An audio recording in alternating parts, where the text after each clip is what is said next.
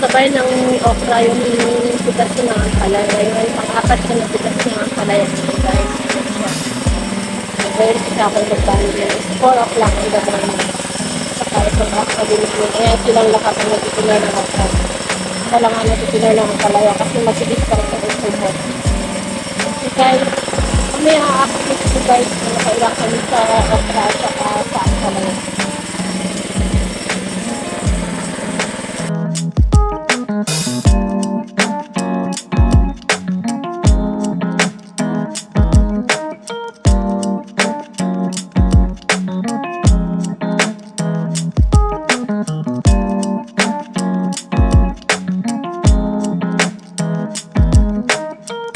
Na.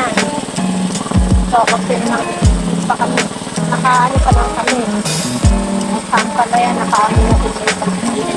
Nakadagdag na mga pala. Apat ka lang. Saka sa okra po. Sino po kami yan na malahati.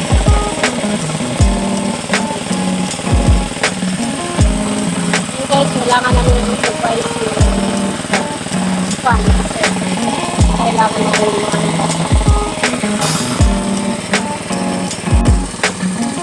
guys, ayan.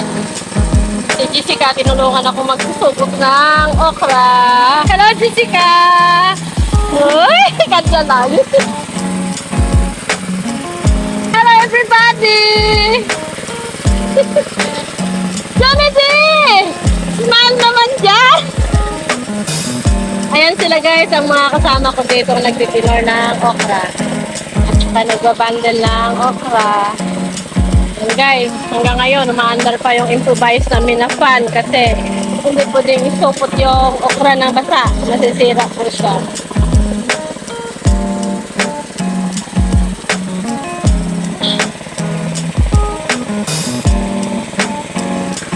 Guys, saka ito naman guys, yung select.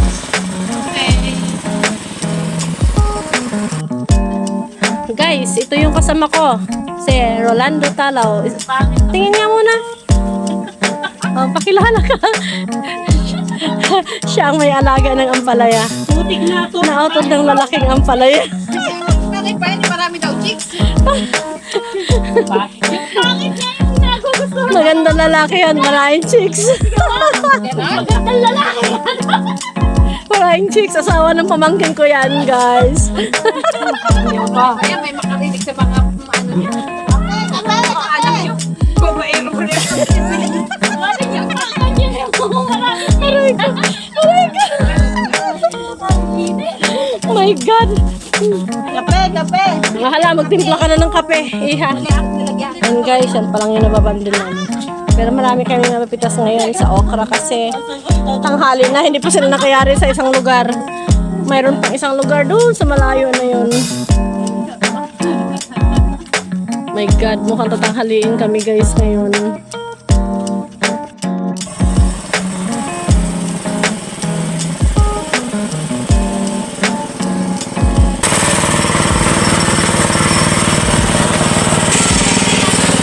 Guys, nakayari na ako magsupot ng ampalaya.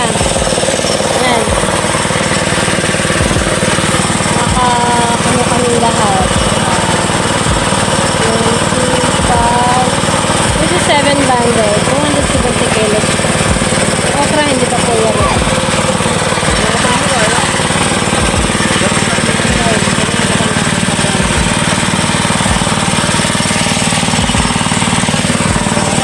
Ayan guys.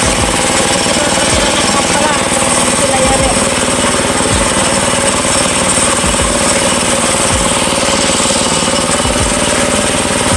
May namimitas pa.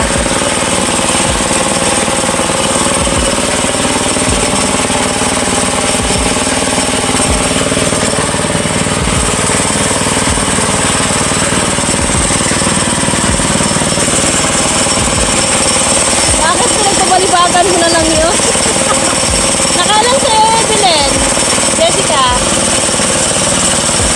Hi, nakailan si Belen.